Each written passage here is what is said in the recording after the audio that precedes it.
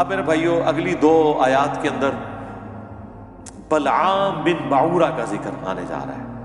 ہاں، علماء کے فضائل بیان ہونے لگے ہیں، لیکن علماء سو کے کہتے ہیں کبھی کبھی علماء کے فضائل بھی بیان کرتے ہیں. دیکھیں یہ قرآن میں جب آئیں گے تو ہم بیان کریں گے. بلعام بن بعورہ، بلعم بن بعورہ بھی اور بلعام بن بعورہ یہ دونوں الفاظ کے ساتھ تفصیل ملتی ہے. المستدرک للحاکم میں جو میں نے شروع میں تعارف کرایا، قرآن کی بیسٹ 3 تفسیر کے چیپٹر ہیں، بخاری کا کتاب التفسیر، ترمذی کا کتاب التفسیر اور حاکم کا. المستدرک للحاکم میں موجود ہے کہ یہ آیات ایک یہودی عالم کے بارے میں نازل ہوئی، بلعام بن بعورہ کے بارے میں. بڑا نیکوکار تھا اور صاحب کرامت تھا. آج کے دور میں سمجھ لیں علماء حقہ میں شامل تھا. علماء حقہ، اہل سنت والجماعت. علماء حقہ تو لفظ ہی غلط ہے، حقہ نہیں ہوتا، حق ہوتا ہے. پیش بھی پڑھ سکتے ہیں حقہ. تو یہ علماء حق میں شامل تھا اس زمانے کے، لیکن دنیا کا کتا بن گیا. اللہ نے پھر اس عالم کی مثال کتے کی مثال سے بیان کی ہے کہ جیسے کتے کے اوپر کوئی بوجھ ڈالیں تب بھی وہ ہانپتا ہے، نہ ڈالیں تب بھی وہ ہانپتا ہے. اس کی عادت ہے، ہر وقت اس کی راڑ ٹپکتی رہتی ہے، وہ زبان باہر نکال کے رکھتا ہے. وہ دنیا کا کتا بن گیا عالم. ہم نے اسے علم کے ذریعے بلند کیا، لیکن اس نے اپنے آپ کو پستی میں گرا لیا. موسیٰ علیہ السلام کا دشمن بن گیا. اللہ نے اس کی مثال کتے کی بیان کی. اور نبی علیہ السلام کی حدیث ہے ابو داؤد میں، ترمذی میں، کہ میری امت میں ایسے گروہ پیدا ہوں گے جن میں بدعات ایسے سرایت کر جائیں گی جیسے ہلکا کتا کسی کو کاٹ جائے، اس کے ایک ایک ریشے میں اس کا حلق پہنچ جاتا ہے. تو نبی صلی اللہ علیہ وآلہ وسلم نے اس امت میں ایسے فرقوں کا ذکر کیا جن کی ایک ایک رگ و ریشے میں بدعت گھس جائے گی، جیسے کتے کے کاٹنے سے حلق پوچھ جاتا ہے. کتے کے کاٹنے کا کوئی علاج نہیں ہے. وہ ویکسین بھی اس وقت تک ہے جب تک کہ وہ وائرس ریڑھ کی ہڈی تک نہ پہنچے، ادروائز لا علاج ہے آج کے دن تک. تو اس پہ ہم نے عرض کیا تھا کہ وہ کون سا کتا ہے جو کسی کو کاٹ جائے اور اس کے اندر بدعت راسخ ہو جاتی ہے. علماء، ظاہر ہے کہ کسی طبقے میں دین کے نام کے اوپر برائی کوئی کھلاڑی تو داخل نہیں کرتا، دین کا کسٹوڈین نہیں داخل کرتا.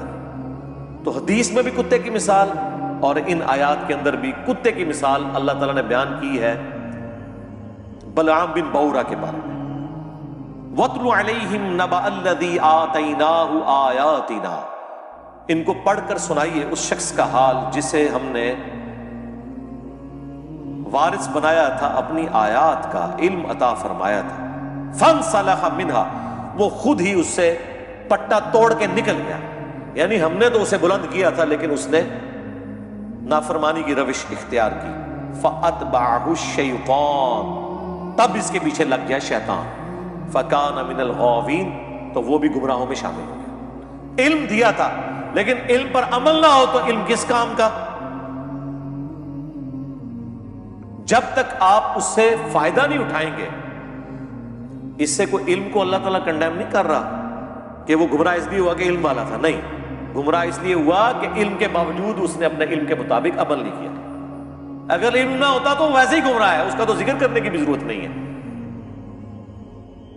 وَلَوْ شِئْنَا لَرَفَعْنَاهُ بِهَا، اور اگر ہم چاہتے تو بلند کر دیتے اس کا رتبہ.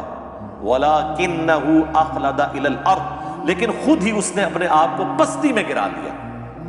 وَاتْبَعَ هَوَاهُ، اور اپنے خواہشات نفسانی کے پیچھے وہ لگ گیا. فَمَثَلُهُ كَمَثَلِ الْكَلْبِ، تو اب اس کی مثال ایک کتے کی سی ہے. إِن تَحْمِلْ عَلَيْهِ يَلْهَثْ، اگر اس کے اوپر کوئی بوجھ ڈالا جائے تب بھی وہ زبان ہانپے. او تترکہ یلہث، یا اسے اس کے حال پہ چھوڑ دیا جائے تب بھی وہ ہانپے. ذالک مثل القوم الذین کذبوا بآیاتنا، یہی حال ہوتا ہے ان لوگوں کا جو اللہ کی آیات کو جھٹلا دیتے ہیں. فقصص القصص لعلہم یتفکرون، تو اے نبی علیہ السلام انہیں یہ بات، یہ قصہ بیان کریں، شاید وہ غور و تفکر کریں، پلٹ آئیں اللہ کی طرف. ساء مثلا للقوم الذین کذبوا بآیاتنا، کیا ہی بری مثال ہے ان لوگوں کی جو ہماری آیات کو جھٹلاتے ہیں. وَأَنفُسَهُمْ كَانُوا يَظْلِمُونَ، اور وہ اپنی ہی جانوں پر ظلم کرنے والے ہوتے ہیں. مَن يَهْدِ اللَّهُ فَهُوَ الْمُهْتَدِي، جسے اللہ ہدایت بخشے وہی ہدایت پہ ہوتا ہے.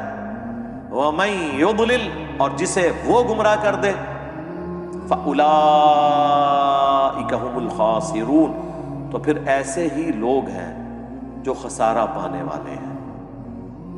اللہم اہدنا فیمن ہدیت، اللہم اہدنا الصراط المستقیم صراط الذین انعمت علیہم غیر المغضوب علیہم ولا الضالین آمین. یہاں پہ یہ قصہ بلعام بن بعورہ کا مکمل ہوا. میں نے اس کے اوپر بڑی تفصیلی ایک ویڈیو بھی ریکارڈ کروا دی تھی، وہ آپ دیکھ لیں. ایک کتے کی مثال علماء سو کے لیے آئی ہے اور دوسری گدھے کی مثال. قرآن میں آپ دیکھیں یہ دونوں مثالیں علماء کے لیے آئی ہیں جو علم کے باوجود اس پہ عمل نہیں کرتے. اللہ کا ان پہ کتنا غصہ ہے، عام بندے پہ اتنا غصہ نہیں ہے. گدھے کی مثال قرآن میں آئی سورۃ الجمعہ میں. علماء یہود کو اللہ نے کہا یہ گدھے کی مثال ہے، جیسا کہ گدھے کے اوپر کتابیں لاد دی جائیں. اللہ نے کہا کہ کتابیں لادی ہو نا گدھے پہ، اس کی مثال ہے علماء یہود. کیوں؟ گدھے پہ کتاب لاد دیں تو وہ اس کا بوجھ تو اٹھا لیتا ہے، اس کو پڑھ کے استفادہ نہیں کر سکتا. تو وہ علماء جو علم سے استفادہ نہ کریں وہ گدھے کی مثال ہے.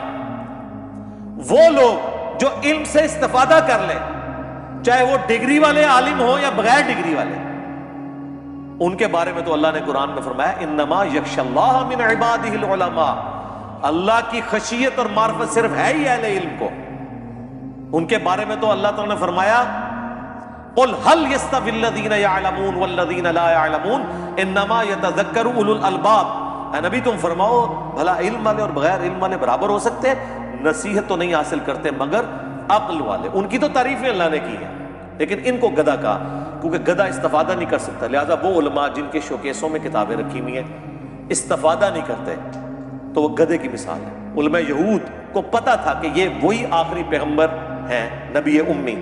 ان کی کتابوں میں پروفیسیز موجود تھیں لیکن انہوں نے نبی الاسلام کو نہیں پہچانا. آج بھی وہ علماء جو قرآن و سنت کو اپنے شوکیسوں میں سجاتے ہیں اور روب ڈالتے ہیں وہ لمبی لمبی کتابیں درسی نکال کے، عمل کوئی نہیں کر رہے، وہ گدھے کی مثال ہے. اور جو اللہ کے نبی کی بات پہنچاتا ہے بھولی بالی امت تک، اسے کہتے ہیں وہ جی گدھے پہ بھی کتابیں لا دی جائیں تو وہ کوئی عالم نہیں بن جاتا. انجینئر صاحب کتابیں رکھ کے تو کوئی عالم نہیں بنتا. سرکار یہ تو آپ کی مثال ہے.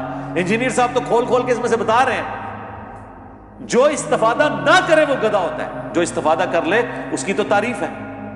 اور حدیث میں صحیح بخاری مسلم میں آیا کہ نبی علیہ السلام نے فرمایا میں نے اپنی امت کے ان علماء واعظین کو کولو کے گدھے کی طرح اپنی انتڑیوں کے گرد چکر کاٹتے ہوئے جہنم کی آگ میں دیکھا ہے.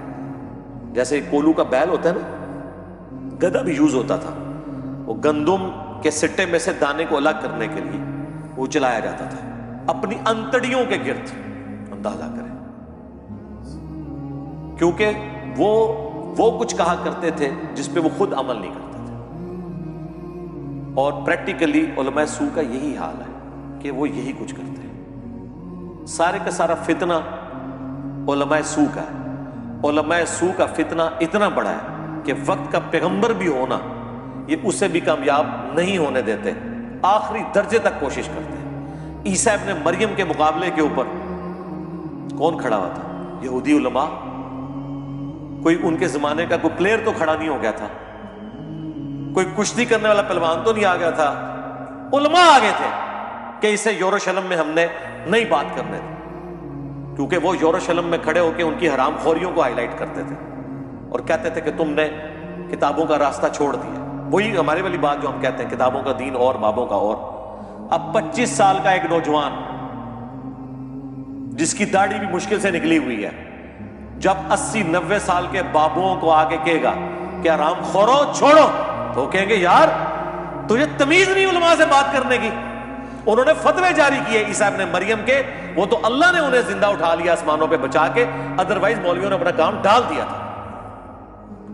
تو جب انبیاء ان مولویوں کے شر سے محفوظ نہیں رہتے جب تک کہ اللہ تعالیٰ انہیں بچا نہ لے، سرکار تسی میں تے شاہی کوئی نہیں سوائے اس کے کہ آپ ان کی ڈاکٹرن ان کے اوپر الٹ دیں، جو اللہ کے فضل سے اس پلیٹ فارم سے ہو گیا ہے۔ بس اب آپ ان کی چیخیں سنیں، اللہ کے نبی کا جھنڈا انشاءاللہ بلند ہوگا انشاءاللہ تعالیٰ۔ اللہ تعالیٰ سے دعا ہے کہ جو حق بات میں نے کہی اللہ تعالیٰ ہمارے دلوں میں راسخ فرمائے، اگر جذبات میں میرے منہ سے کوئی غلط بات نکل گئی اللہ تعالیٰ ہمارے دلوں سے محو کر دے، ہمیں معاف کر دے، دھو ڈالے ہماری خطاؤں کو، ہمیں کتاب و سنت کی تعلیمات پر عمل کر کے دوسرے بھائیوں تک پہنچانے کی توفیق عطا فرمائے۔